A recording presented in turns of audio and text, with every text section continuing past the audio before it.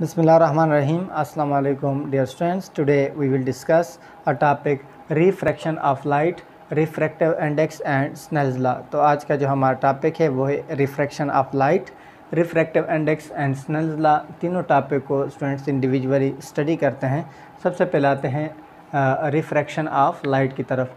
तो देखिए स्टूडेंट्स, से पहले जो हमने पढ़ा था वो हमने रिफ्लेक्शन पढ़ा था, और रिफ्लेक्शन के केस में क्या था कि जितना भी एंगल ऑफ इंसिडेंट नॉर्मल के साथ बन रहा था तो रिफ्लेक्टेड रे का भी उतना ही बन रहा था। एंगल ऑफ इंसिडेंट हमारे पास इक्वल था एंगल ऑफ रिफ्लेक्शन के।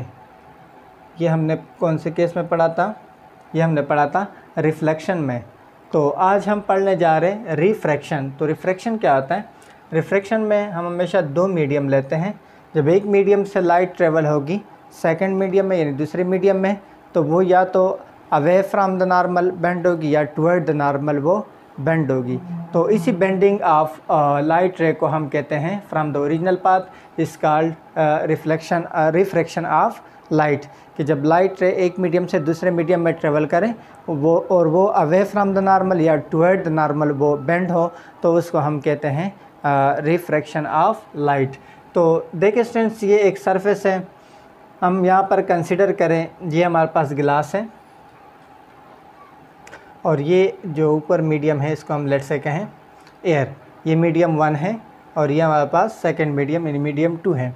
इसका जो नॉर्मल होगा वो इसी सरफेस के परपेंडिकुलर होगा, तो हमने नॉर्मल ले लिया। ये जो एयर है हमारे पास स्टूडेंट्स, इसको हम कहते हैं ये हमारे पास रेयर मीडियम है। रेयर मीडियम वो मीडियम होता है जिसमें जो लाइट की रे है उसको ट्रेवल करने में कोई रुकावट ना हो और वो आसानी से ट्रेवल करे, तो उसको हम कहते हैं रेयर मीडियम।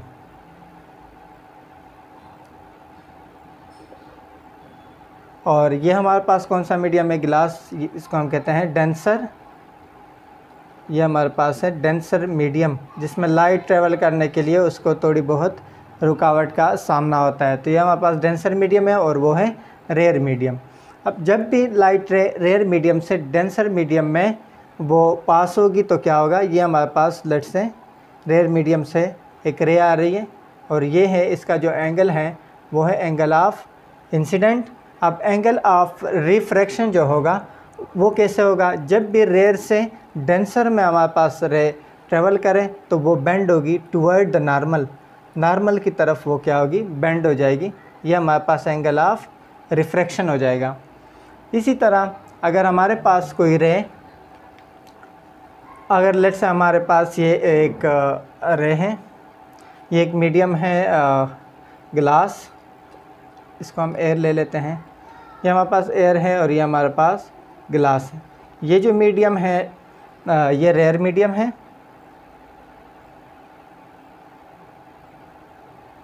और ये है हमारे पास डेंसर मीडियम।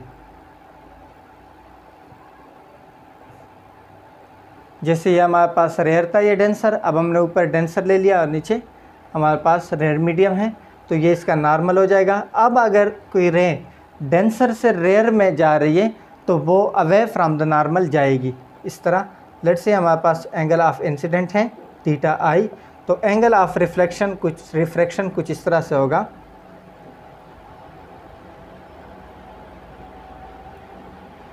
ये हमारे पास हो जाएगा एंगल ऑफ रिफ्रैक्शन। तो देखिए स्टूडेंट्स, जब आप रेयर से डेंसर में जा रहे थे तो जो रे है वो बेंड होगी टुवर्ड द नॉर्मल, नॉर्मल की तरफ वो बेंड हो जाएगी। अगर आप डेंसर से रेयर में जा रहे हैं तो वो जाएगी away from the normal, normal से दूर जाएगी। तो ये तो हमारे पास इसकी दो ये कंडीशन है। और स्टूडेंट्स एक और कंडीशन भी इसकी ये है कि लेट से हमारे पास ये डेंसर मीडियम है, ये हमारे पास रेयर है, लेट से ये रेयर मीडियम है और ये हमारे पास लेट से डेंसर मीडियम है।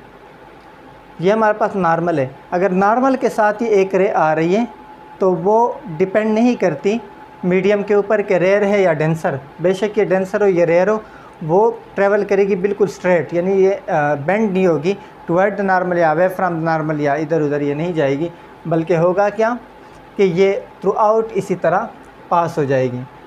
और ये तो था हमारे पास रिफ्रैक्शन ऑफ लाइट का कंसेप्ट। तो मैं दोबारा से इसको रिपीट कर दूं कि जब आप रेयर से डेंसर मीडियम में जाते हैं तो रे बेंड होगी टुवर्ड द नॉर्मल, और जब आप डेंसर से रेयर में जाते हैं तो ये away from the normal bend होगी। तो इसी bending of wave from the original path को हम कहते हैं refraction of light. Original path इसकी ये थी, इसने आना था इस तरह, लेकिन ये ओरिजिनल पाथ से थोड़ी सी अवे बेंड होगी या टुवर्ड बेंड होगी, तो इसी को भी हम कहते हैं रिफ्रैक्शन ऑफ लाइट। तो हम आते हैं रिफ्रैक्टिव इंडेक्स की तरफ के जो रिफ्रैक्टिव इंडेक्स है वो हमारे पास क्या है। तो स्टूडेंट जो रिफ्रैक्टिव इंडेक्स है वो हमारे पास रेशो होती हैं speed of light in vacuum divided by speed of light in any medium. Any medium means के ऑप्टिकल मीडियम हो, और इससे पहले भी जो हमने रेयर और डेंसर का कंसेप्ट पढ़ा वो भी हमारे पास ऑप्टिकली रेयर और ऑप्टिकली डेंसर का एक कंसेप्ट था। आप लोगों ने उसको मास डेंसिटी के साथ रिलेट नहीं करता, तो आपने उसको आपने मास डेंसिटी के साथ कंपेयर नहीं करना, वो उसकी एक अलहदा डेंसिटी होती है जिसको हम फिर ये रिफ्रैक्टिव इंडेक्स से ही मेजर करते हैं। तो देखिए स्टूडेंट्स, रिफ्रैक्टिव इंडेक्स को डिनोट किया जाता है एन से, और ये हमारे पास इक्वल होता है speed of light in vacuum divided by speed of light in any medium, optical medium. ये हमारे पास एक ऑप्टिकल मीडियम है और ये है हमारे पास स्पीड ऑफ लाइट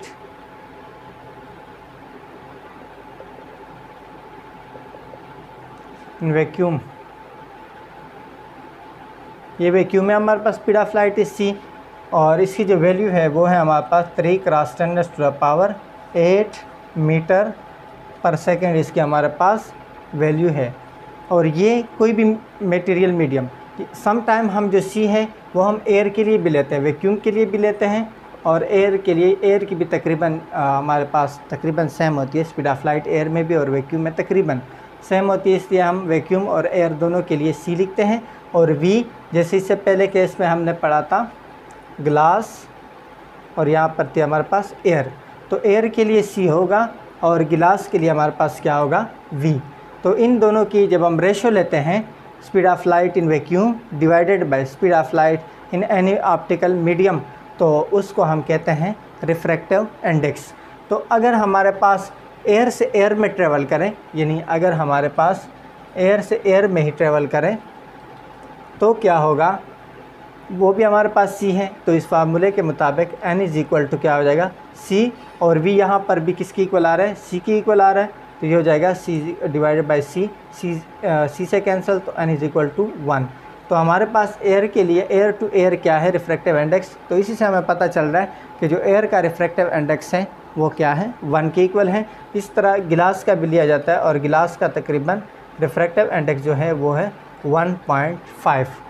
तो ये तो हमारे पास रिफ्रैक्टिव इंडेक्स का बेसिक कंसेप्ट था कि हम रेशो लेते हैं speed of light in vacuum divided by speed of light in any optical medium. इनकी जब हम रेशो लेते हैं तो हम पता चल जाता है कि इस मटेरियल का रिफ्रैक्टिव इंडेक्स कितना है। तो हमने देखा कि एयर का हमारे पास 1 आया, जब हमने एयर से एयर में ट्रेवल किया तो c divided by c is equal to 1 आ जाएगा, और बाकी गिलास का भी फाइंड किया जाता है तो वो है हमारे पास 1.5। अब हम आते हैं स्टूडेंट्स स्नेल्स लॉ की तरफ कि स्नेल्स लॉ हमारे पास क्या है।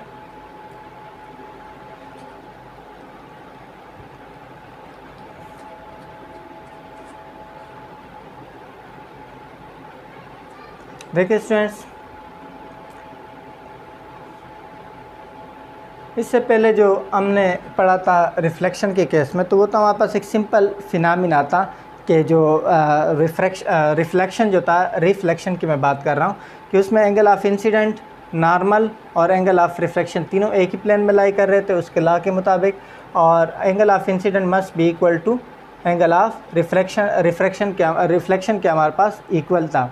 वो तो हमारे पास उस लॉ को ओबे कर रहा था, लेकिन जो रिफ्रैक्शन का फिनोमेना है वो कैसे ओबे करेगा, तो उसके लिए फिर हमारे पास क्या है स्नेल्स लॉ। तो देखें, ये आपके पास नॉर्मल है, ये अब हम रिफ्रैक्शन पढ़ रहे हैं, अब हम रेयर से आ रहे हैं डेंसर की तरफ। तो देखिए ये टुवर्ड द नॉर्मल बेंड होगा, ये इंसिडेंट रे है और ये रिफ्लेक्टेड रे है, इसका एंगल थीटा आई और इसका जो एंगल है वो थीटा आर हो जाएगा। तो देखिए जब टुवर्ड द नॉर्मल बेंड हुआ, अब कितने एंगल से बेंड हुआ, आपने इंसिडेंट एंगल कितना रखा और कितने एंगल बेंड हुआ, तो इसके लिए हमें एक लॉ की ज़रूरत थी और वो लॉ किसने रिप्रेजेंट किया, वो है हमारे पास स्नेल्स लॉ। तो स्नेल्स लॉ क्या है कि इसका जो रिफ्रैक्टिव इंडेक्स होगा वो हमारे पास होगा n1 और जो सेकंड मीडियम है उसका जो रिफ्रैक्टिव इंडेक्स होगा वो क्या होगा n2। तो इसी की जब हम रेशो लेते हैं, the product of the sign of angle theta I and the refractive index, इसका प्रोडक्ट फर्स्ट मीडियम का और सेकंड मीडियम का जो रिफ्रैक्टिव इंडेक्स और sign of angle of refraction, जब इसका आप प्रोडक्ट लेते हैं तो ये दोनों हमारे पास इक्वल होंगे। कैसे? Product of refractive index of the first medium into sine of angle of incident which is equal to refractive index of the second medium sine of angle of theta R. यानी ये हमारे पास क्या है, Snell's law.